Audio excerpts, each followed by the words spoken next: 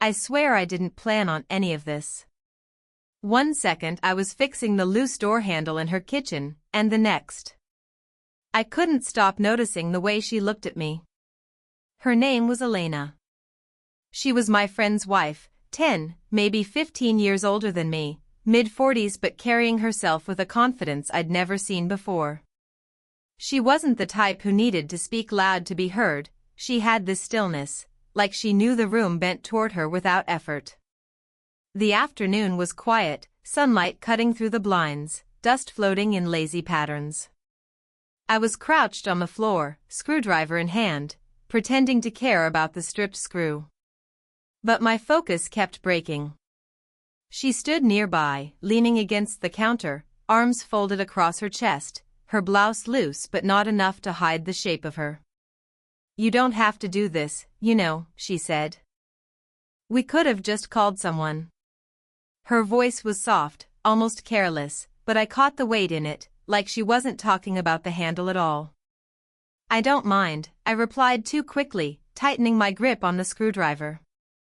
"Besides, I'd rather help than watch that thing fall off again." She smiled, small, private, and I felt my chest tighten. "The truth?" I was stalling. I'd fixed the handle 5 minutes ago, but I kept unscrewing and rescrewing it, needing a reason to stay. The air between us wasn't normal. It was thick, like neither of us wanted to name what we already knew. She stayed close, closer than she needed to. Every time I looked up, her eyes caught mine for a moment too long, before she glanced away like she'd been caught doing something dangerous. I told myself I was imagining it. That she was just being polite, waiting for me to finish. But then she moved. Slowly. She came to stand right behind me, close enough that I could feel the heat of her body at my back. I froze, screwdriver slipping in my sweaty hand. "You're good with your hands," she said quietly. The words hit harder than they should have. I could have laughed it off, could have said something stupid, but my throat was dry. Instead, I stood and turned, finding myself inches from her. Her perfume, warm, faintly floral, filled the space between us. Her gaze flicked down to my mouth and back up again, quick but deliberate. I forgot about the handle. About my friend. About the reasons this should have stopped before it started. All I saw was her lips pressed tight like she was holding back something that had been building for far too long. "Elena," I started, but the name cracked on my tongue. She tilted her head, searching my face, as if waiting to see if I'd back away. I didn't. Her hand brushed mine. Just the lightest touch, fingertips skimming over my skin. My breath caught. It wasn't an accident. Not this time.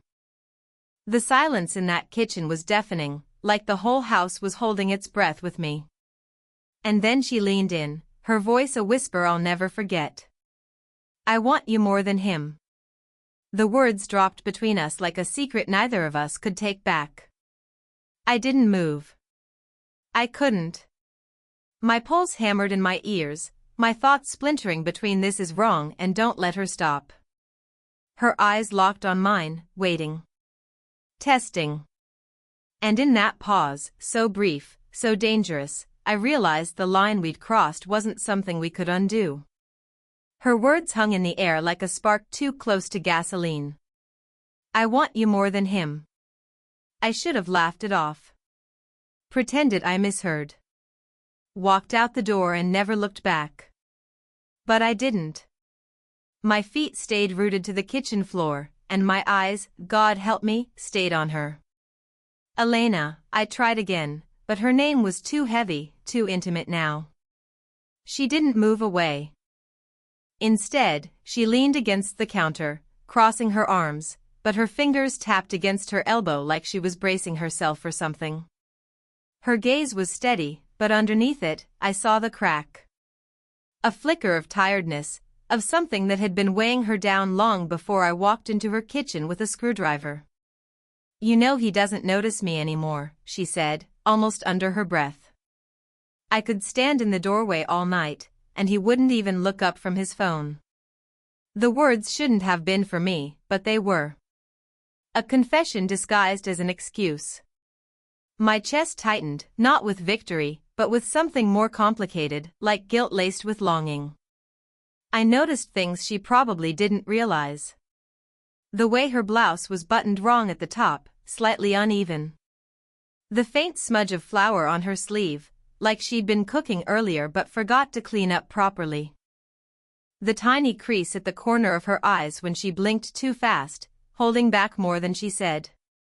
She wasn't just someone's wife in that moment. She was a woman unraveling right in front of me, and I didn't know if I wanted to save her, or fall with her. "You don't have to tell me this," I said finally, my voice uneven. Her lips curved, but it wasn't really a smile. Maybe I needed someone to hear it. I swallowed hard, throat dry. She was close enough now that I could see the faint shimmer of her lip gloss catching the light. My mind spun in circles. She's older, she's married, she's my friend's wife. But my body betrayed me, leaning just slightly toward her, like gravity wasn't mine to fight. The silence stretched, heavy and dangerous. I tried to find the right thing to say, something safe, something to break the tension, but my tongue felt useless. Then her hand moved, resting lightly on my forearm. Just a touch, warm and deliberate. It was enough to make my pulse jolt, my chest feel like it might split open. "You don't have to leave yet, do you?" she asked. It wasn't just about the door handle. It wasn't about the afternoon sun still spilling across her kitchen tiles. It was about her, about the way her eyes searched mine like she was already daring me to stay. I opened my mouth, words half-formed, something I knew I shouldn't say, but before they came out, I shut it again. The silence between us said enough. Her hand was still on my arm when the silence broke, not with words, but with the low buzz of her phone on the counter. She didn't move. Neither did I.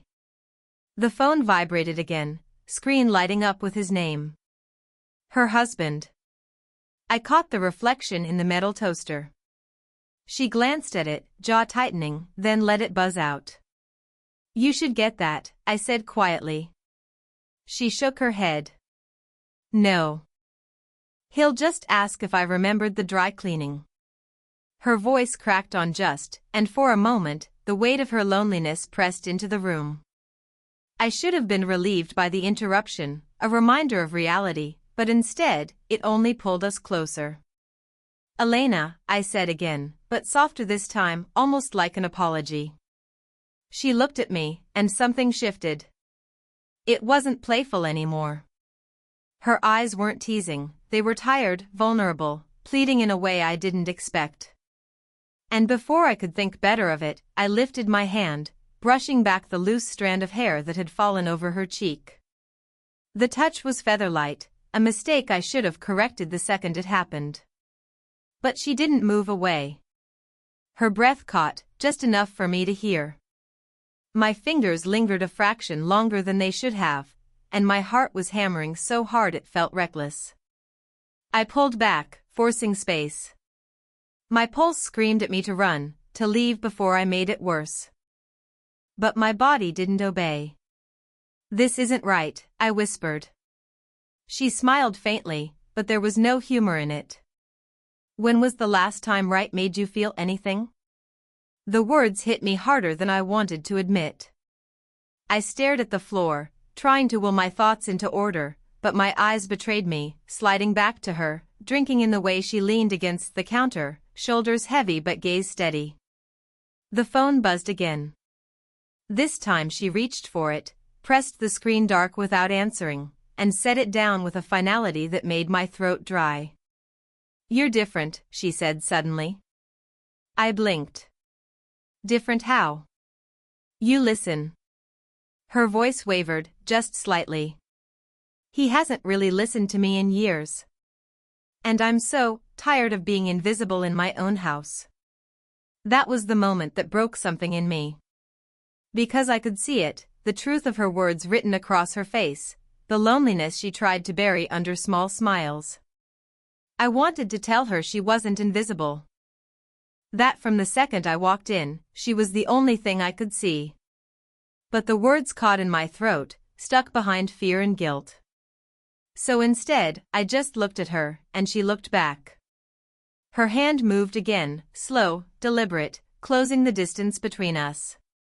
Her fingertips grazed mine, this time not by accident. And in that fragile, dangerous second, the question wasn't if we were about to cross the line, it was whether either of us still wanted to stop. Her fingers lingered against mine, and I didn't move. It felt like the entire kitchen had shrunk to the space between our hands. One breath, one decision, and everything could come undone. Elena, I whispered, but her name tasted different this time, less like hesitation, more like surrender. She tilted her head, searching my face. You're afraid, she said softly. I almost laughed. Shouldn't I be? Her lips curved, not quite a smile. Maybe. But so am I. That caught me. I hadn't expected her to admit it, not out loud. She'd carried herself like someone untouchable, like someone who always knew the rules and how to bend them. But now, she looked human. Fragile, even. I don't want to hurt anyone, I said. My voice was low, strained, like it was being pulled from somewhere I didn't want to show. Her eyes softened, and for the first time, she didn't try to hide the crack in her armor. Do you really think I haven't already been hurt? Every day feels like I'm waiting for someone to notice I'm still here. The words landed hard. I felt them in my chest more than in my ears. She wasn't seducing me, she was confessing. And maybe that was worse. I shifted closer before I realized it, like the pull between us had its own gravity. I could smell her perfume again, faint and warm, mixing with the sharp scent of lemon cleaner on the counter. Her hand was still there, against mine, and I didn't know if I was holding her back or holding her in place. Elena, if we do this, I stopped, the weight of it crashing down. If we cross that line, there's no undoing it. Her throat tightened as she swallowed, and her eyes flicked down to my mouth before snapping back to mine. Maybe that's the point. Silence. My pulse was roaring, drowning out every rational thought. I wanted to step back, to break the spell, but instead I leaned in, not enough to touch, but enough that I could feel the warmth of her breath. I can't stop thinking about you, I admitted, the words spilling before I could take them back. Even when I try, it's you. Her lips parted, a quiet inhale, like she'd been waiting for me to say it. Say it again, she whispered. I hesitated. My chest ached with it. It's you. Her hand slid up my arm, slow and deliberate, until her palm rested against my shoulder. The world outside her kitchen didn't exist anymore. There was just the hum of the refrigerator, the muted tick of the clock, and her eyes locked on mine like they were asking the question we both were too afraid to finish. Neither of us moved. Neither of us looked away. The silence between us was heavier than any touch. And in that stillness, I knew, the next breath would decide everything. The silence stretched, daring one of us to break it. Her hand stayed on my shoulder, her eyes fixed on mine. I was so close I could almost taste the words neither of us wanted to say. Then, without warning, she pulled back, not far, just enough to put air between us. Something in her face had changed. You remind me of him, she said. I froze. Who? She exhaled slowly, as if she'd been holding the memory inside for years. Before him. Before my husband. There was someone else. Someone who saw me the way you do. The confession hit harder than I expected.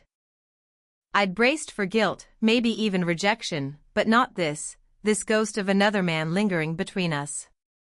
You loved him? I asked quietly. Her eyes glistened, but she blinked the shine away.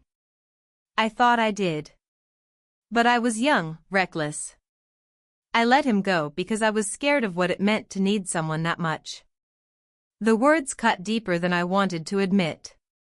Because standing there, hearing her, I realized I wasn't just competing with her husband, I was standing in the shadow of the man she never stopped thinking about. Elena, I said, my voice rough. You don't see me as him, do you? Her hand trembled against the counter, the first real crack in her composure. No. That's the problem. You're nothing like him. But when I look at you, I remember what it felt like to want someone more than I could stand. And that terrifies me. Her honesty should have been a warning, a line drawn in the sand. Instead, it pulled me closer, like fire daring me to touch it.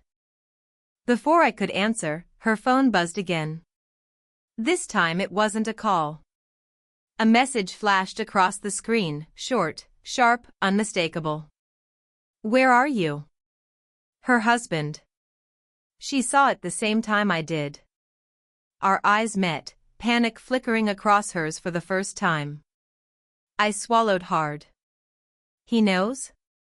No, she said quickly, but her voice betrayed her. He checks. Always. He never used to, but now, she trailed off, shaking her head, as if the thought itself made her tired. My pulse quickened. Every second in that kitchen felt borrowed now, every glance a risk.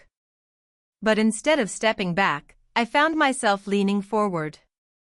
Elena, tell me what you want, I said, my voice low, urgent. Not him, not the past. Right now. What do you want? Her lips parted, but no words came. She looked at me like the answer was burning her alive from the inside, and all she had to do was let it out. Her phone buzzed again.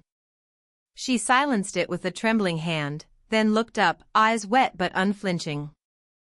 I want you to stay. The words dropped between us, heavier than anything she'd said before. And for the first time, I didn't know if she meant just tonight, or for good. Her words, I want you to stay, hung between us like the final card on the table. No more hints, no more games. Just a plea wrapped in honesty. My chest tightened. I wanted to answer, to give her what she asked, but the weight of it pressed hard. Staying wasn't just about tonight, it was about everything that came after. Elena, I started, but the sound of her name nearly cracked me. She looked at me, eyes rimmed with unshed tears. Don't say my name like that. Not if you're about to leave. Her vulnerability knocked the air out of me. She wasn't seductive now, or playful. She was raw. Stripped down to the part of herself she probably never showed anyone else. I stepped closer, close enough that I could see the faint shimmer of her mascara, the tiny tremor in her lips. You don't understand. If I stay, I can't pretend this doesn't mean something. And if I go, I shook my head, searching for words. If I go, I don't think I'll stop thinking about you. Her hand lifted, hesitant, then rested flat against my chest. The warmth of her touch bled through my shirt, straight into my heart. Then don't go, she whispered.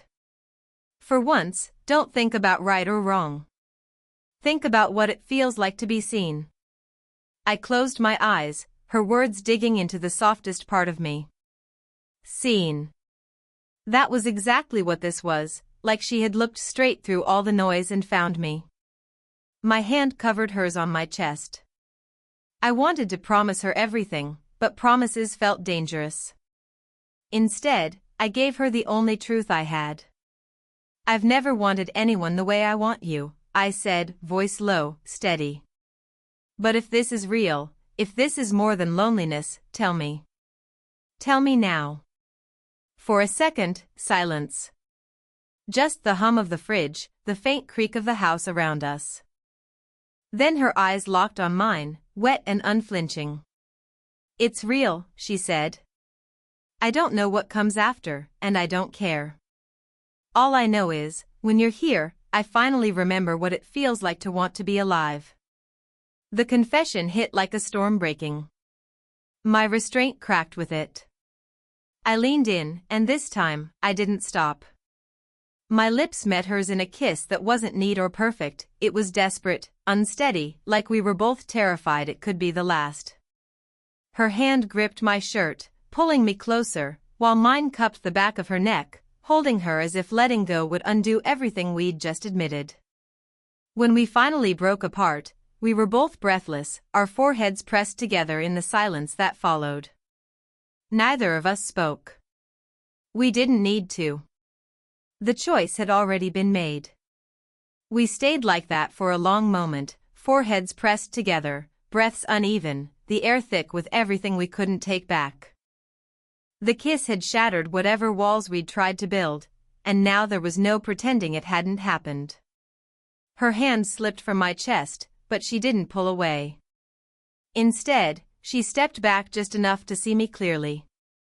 Her eyes searched mine, not for passion now, but for something steadier. "What happens now?" I asked, my voice barely above a whisper. She gave a small, broken laugh. "I don't know. For years, I've been going through motions, pretending the silence in my marriage didn't eat me alive. And then you," she trailed off, shaking her head, as if even saying it felt dangerous. "You reminded me what it feels like to be seen." The words sank deep. I wanted to tell her she'd done the same for me, that she'd made me realize how badly I craved something real, something unpolished and raw. "Elena," I said, her name steady this time. "I don't want this to be just an escape for you. If I'm going to stay, it has to mean something." Her gaze softened, a faint shimmer of tears breaking free this time. "It already does." And there it was, the answer I didn't even know I'd been waiting for. Not a promise of forever, not a polished vow, but the truth. It was enough. The phone on the counter buzzed again, but neither of us looked this time. The world outside her kitchen could wait. Right now, it was just us, two people who had finally let themselves be honest, even if honesty came with risk. I stepped forward, closing the space again, and wrapped my arms around her. She leaned into me without hesitation, her cheek pressed against my shoulder, her body trembling in relief more than fear. For the first time since I'd walked into her house, it didn't feel forbidden. It felt inevitable. In that embrace, I understood something: love doesn't always arrive neatly, or when it's convenient. Sometimes it comes messy, tangled with guilt and danger, forcing choices no one's ready to make. But that doesn't make it less real. When she finally pulled back, her eyes were calmer. "Certain." "Stay," she said again, softer this time. And I did. Looking back, I know that moment changed me. It wasn't just about her, or even about us, it was about realizing how fragile time is, how easily we let ourselves settle for less than what we need. Sometimes the most dangerous choice is the only one that makes us feel alive. Maybe that's what this story is really about, not perfection, not promises, but the risk of stepping closer when every reason tells you to step away.